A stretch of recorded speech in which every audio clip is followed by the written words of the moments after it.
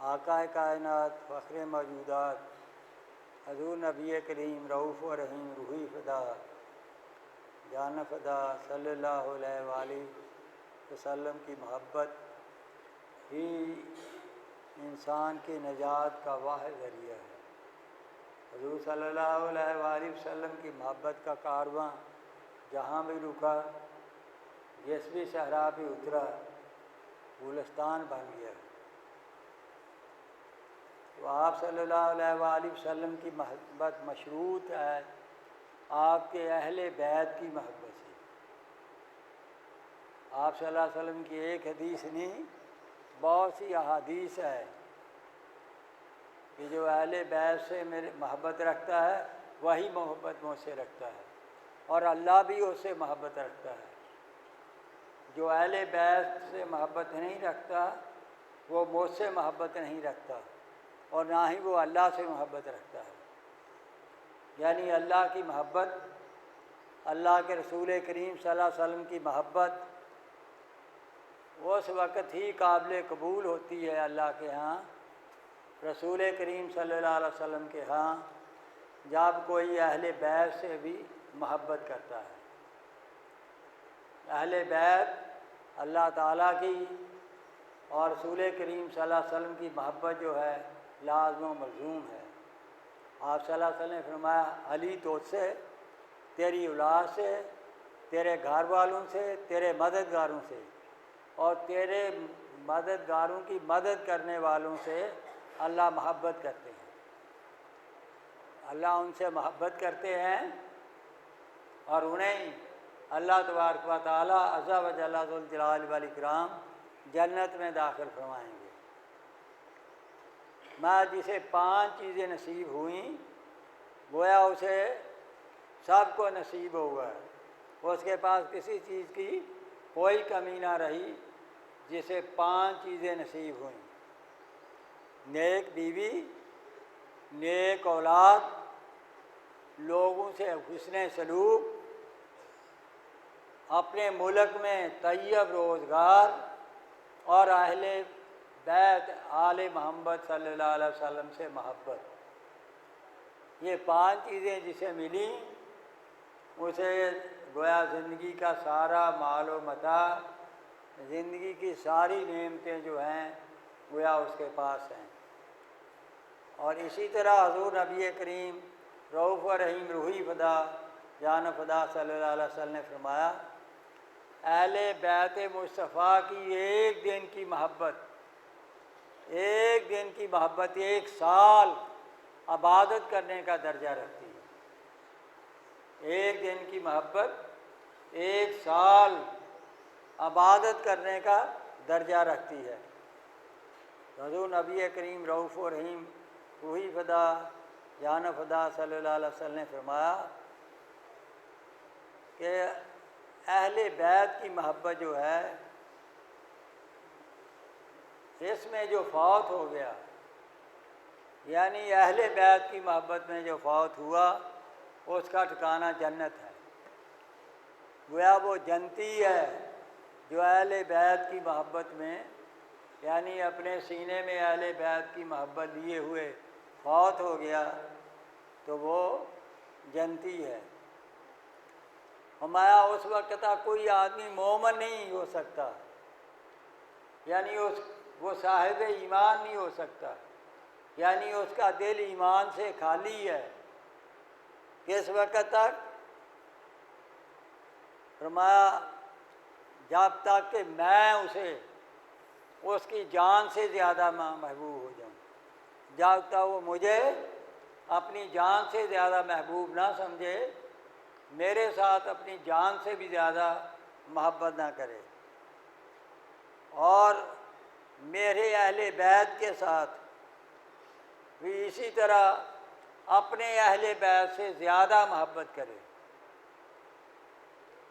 اور اپنے خانہ جو گھر والے ہیں ان سے زیادہ فرمایا وہ اہل بیت سے محبت کرنے والا ہو۔ اسی طرح فرمایا جس کی اس طرح کی محبت ہوئی وہ صاحب ایمان ہے، اس کے دل میں ایمان ہے، یعنی اپنی جان سے زیادہ مجھ سے محبت رکھتا ہو، اپنے گھر والوں سے، میرے گھر والوں کی زیادہ محبت رکھتا ہو، اپنی اولاد سے، میری اولاد یعنی میرے اہل بیت کی زیادہ محبت رکھتا ہو، تو وہ انسان ہے جس کے دل میں ایمان ہے۔ اگر ایسا نہیں ہے تو وہ اس کے دل میں تو ایمان ہی نہیں ہے، وہ ایمان کی دولت سے وہ دل خالی ہے۔ آپ صلی اللہ علیہ وسلم نے فرمایا علی، فاطمہ، حسن اور حسین کا جو دشمن ہے وہ میرا دشمن ہے، اور جو ان کا دوست ہے وہ میرا دوست ہے۔ یعنی آپ صلی اللہ علیہ وسلم نے اپنی دشمنی اور اپنی دوستی کا معیار جو ہے وہ آپ صلی اللہ علیہ وسلم نے اپنے اہل بیت کو قرار دیا، خاص طور پر حضرت علی، حضرت فاطمہ، حضرت حسن اور حضرت حسین۔ فرمایا جو ان کا دشمن وہ میرا دشمن، جو ان کا دوست وہ میرا دوست ہے، یہ سرکار دو عالم صلی اللہ علیہ وسلم نے فرمایا۔ میں جس شخص نے، کسی نے عباس بن عبد المطلب کی اولاد کے ساتھ، ان کی اولاد کے کسی فرد کے ساتھ کسی بھی قسم کی مہربانی کی، کسی بھی قسم کا اس پہ احسان کیا، اور اگر وہ دنیا میں اس کے احسان کا بدلہ نہ دے سکا تو قیامت کے دن اس کا بدلہ میں دوں گا، میں قیامت کے دن اس کا بدلہ میں دوں گا۔ یعنی جس عباس بن عبد المطلب کی اولاد کے ساتھ اگر کسی نے کوئی احسان کیا، اس نے سلوک کیا، کوئی مہربانی کی، میں اگر وہ اپنے اوپر مہربانی کرنے والے کو اپنی زندگی میں بدلہ نہ دے سکا تو فرمایا قیامت کے دن اس کا بدلہ ہم دیں گے، قیامت کے دن اس کا اجر ہم دیں گے، میرے ذمے ہے فرمایا اس کا بدلہ دینا۔ حضور نبی کریم صلی اللہ علیہ وسلم نے فرمایا سب سے پہلے جن کی شفاعت میں کروں گا وہ میرے اہل بیت ہیں، اس کے بعد قریش اور رشتہ دار، اس کے بعد انصار، اس کے بعد یمن والے، اس کے بعد عجم والے، اور اس کے بعد صاحب ایمان لوگ۔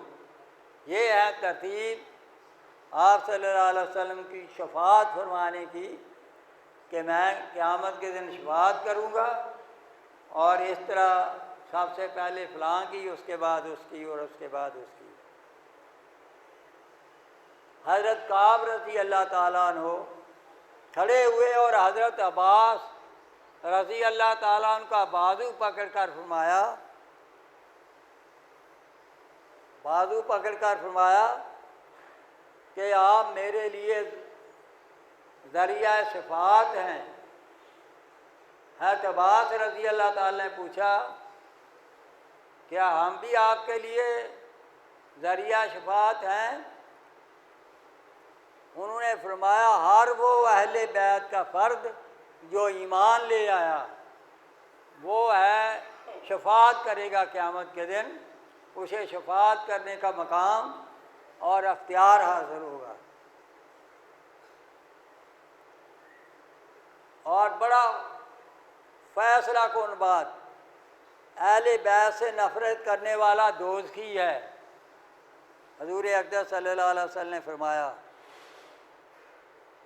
اور ایسے نہیں، میں قسم ہے اس ذات کی جس کے قبضہ قدرت میں میری جان ہے، جو اہل بیت سے نفرت کرتا ہے دوزخی ہے،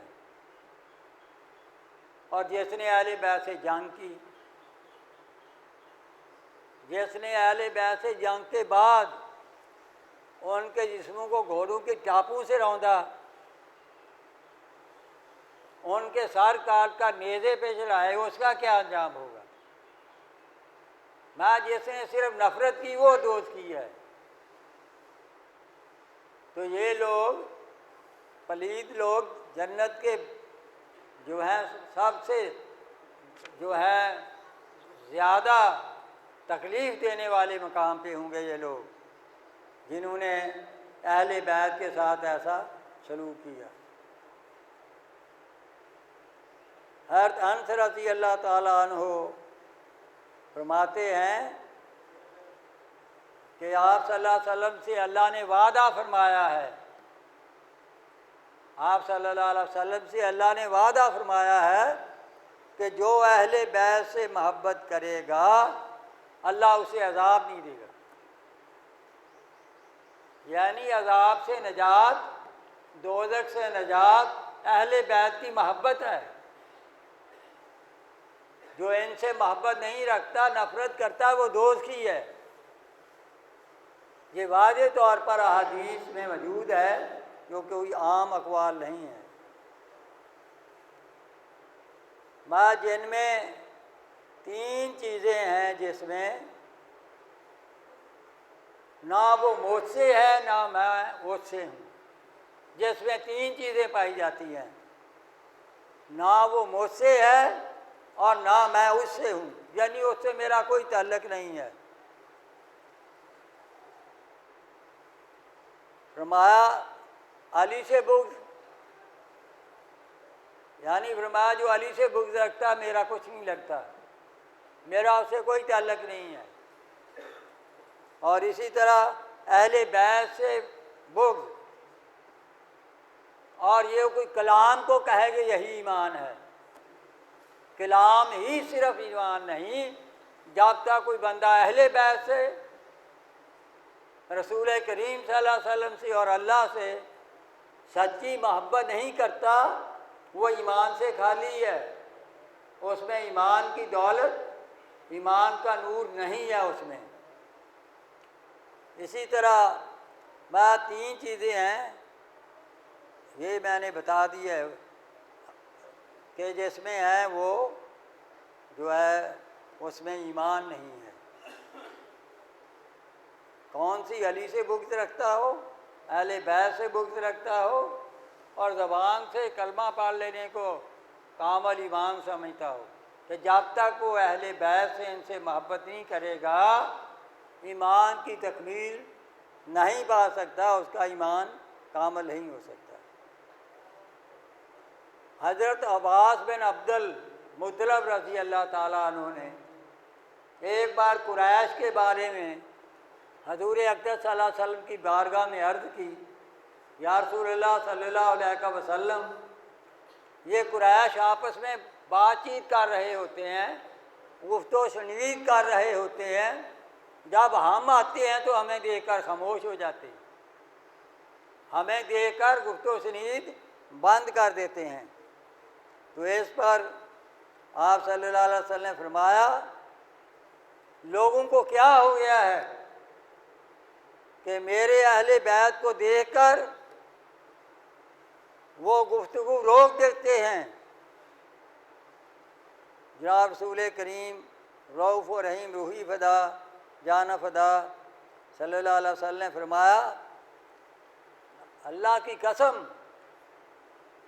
اللہ رب العزت کی قسم جس کے قبضہ قدرت میں میری جان ہے، کسی کے دل میں اس وقت تک ایمان ہی نہیں ہو سکتا جب تک کہ وہ میرے اہل بیت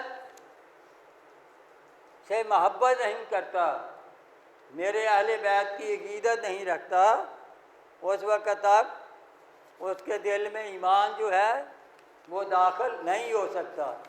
بلکہ حدیث ہے، حضور نبی کریم صلی اللہ علیہ وسلم نے فرمایا، 6 بندوں پر لعنت کرتا ہوں۔ آپ نے فرمایا میں 6 بندوں پر لعنت کرتا ہوں، اور اللہ بھی ان پر لعنت کرتا ہے۔ فرمایا جو کتاب اللہ میں زیادتی کرنے والا ہو، جس طرح ہم قرآنی آیات کا معنی اپنی مرضی کے نکال لیتے ہیں، جدھر نو چاہنے وہ مطلب کھڈ کے اپنا مطلب کر لینے ہیں۔ میں ایسے بندی پہ جو اللہ کی کتاب قرآن کریم میں جو ہے زیادتی کرنے والا ہو، اس پہ اللہ اور اللہ کے رسول کی لعنت ہے۔ یہ پہلا شخص ہے۔ اور اللہ کی قدر کو جھٹلانے والا، یہ بھی اللہ اور اللہ کے رسول کی طرف سے لعنتی ہے۔ اور ظلم اور جبر کے ساتھ تسلط حاصل کرنے والا، اسے عزت دے جسے اللہ نے ذلیل کیا، اور جسے اللہ نے ذلیل کیا، جسے اللہ نے عزت دی، اسے ذلیل کرنے کی کوشش کرے۔ ایسا جو آدمی ہے اس پر بھی اللہ اور اللہ کے رسول کی لعنت ہے۔ اور اللہ کی حرام کردہ چیزوں کو حلال کہے، اس پر بھی اللہ اور اللہ کے رسول کی لعنت ہے۔ اور فرمایا میری عطرت یعنی اہل بیت کی حرمت کو حلال کرنے والا، فرمایا اگر وہ میرے اہل بیت کی حرمت نہیں کرتا، تعظیم و تکریم نہیں کرتا، اس پر بھی اللہ اور اللہ کے رسول کی لعنت ہے۔ ترمذی میں بھی یہ حدیث ہے، ابن حبان والحاکم 3 کتب میں یہ حدیث موجود ہے۔ اسی طرح فرمایا میری سنت کا تارک، جو میری سنت کا تارک ہے وہ بھی ایسا ہے کہ جس پر اللہ اور اللہ کے رسول کی لعنت ہے۔ تو میرے محترم یاد رکھیں، اگر کسی کے پاس میرے یہ شیخ کا فرمان ہے سارے کا سارا دین مکمل ہے، سارے کا سارا دین مکمل ہے، لیکن اس کے پاس حضور اقدس صلی اللہ علیہ وسلم کی محبت نہیں، آپ صلی اللہ علیہ وسلم کے اہل بیت کی محبت نہیں، تو گویا اس کے پاس کچھ بھی نہیں۔ کوفہ والے نمازیں بھی پڑھتے تھے، سب کچھ کرتے تھے، جب ان کے دلوں سے اہل بیت کی محبت جاتی رہی، ان کا دین کسی بھی کام نہ آیا، وہ ہلاک اور برباد ہو گئے۔ دنیا ان پہ لعنت بھیجتی ہے، انہیں پلید اور لعین کہتی ہے۔ کوئی ہے دنیا میں جو اپنے آپ کو کہے کہ میں یزید کی اولاد ہوں؟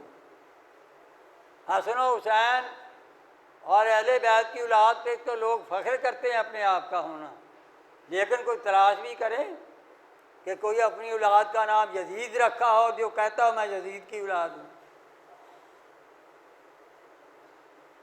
قتل حسین اصل میں مرگ یزید ہے، اسلام زندہ ہوتا ہے ہر کربلا کے بعد۔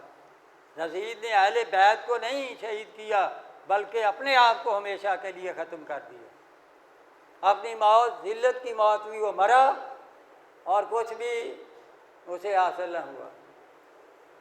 اور فرمایا دوسری طرف اور دیکھ لے، کوفہ والوں کی طرف سے اہل بیت کے خلاف لڑنے کے لیے میدان میں آیا، جو ہی اہل بیت کو سامنے دیکھا ان کی محبت دل میں جلوہ گر ہوئی، اور نے سواری کو ایڑ لگائی اور شہزادہ کنین امام حسین علیہ السلام کی طرف بڑھا اور جاتے ہی قدموں میں گرا، حضور مجھے معاف کر دیں، مجھ سے غلطی ہو گئی ہے، یہاں تک آپ کے لشکر کو لانے والا میں ہی انسان ہوں، مجھے پتہ نہیں تھا کہ یہ لوگ آپ کو شہید کریں گے، آپ سب کو شہید کریں گے، آپ سے لڑیں گے، مجھے اتنا اندازہ نہیں تھا، کیا میری غلطی معاف ہو سکتی ہے؟ وہ سخی گرانا ہے۔ تو انہوں نے کہا ہاں آپ کی غلطی معاف ہے۔ پھر حضرت حر شہزادہ کنین کی طرف سے ہو کر اتنی بہادری سے لڑا، اتنی بہادری سے لڑا کہ شہادت کا بلند مرتبہ پا کر ساقی کوثر کی گود میں جا بیٹھا۔ وہی حر جو دوپہر تک دوزخ کے کنارے میں دوزخ کے کنارے پہ کھڑا دوزخ میں کودنے کے لیے تیار تھا، جب اس کے دل میں اہل بیت کی محبت آئی، شہادت کا بلند مرتبہ پا کر شام سے پہلے ساقی کوثر کی گود میں جا بیٹھا۔ اللہ تعالی ہمیں اپنے حبیبی اقدس صلی اللہ علیہ وسلم اور آپ صلی اللہ علیہ وسلم کے اہل بیت کی سچی سچی طیب محبت بلکہ غلامی نصیب فرمائے۔ وما لنا الا البلاغ۔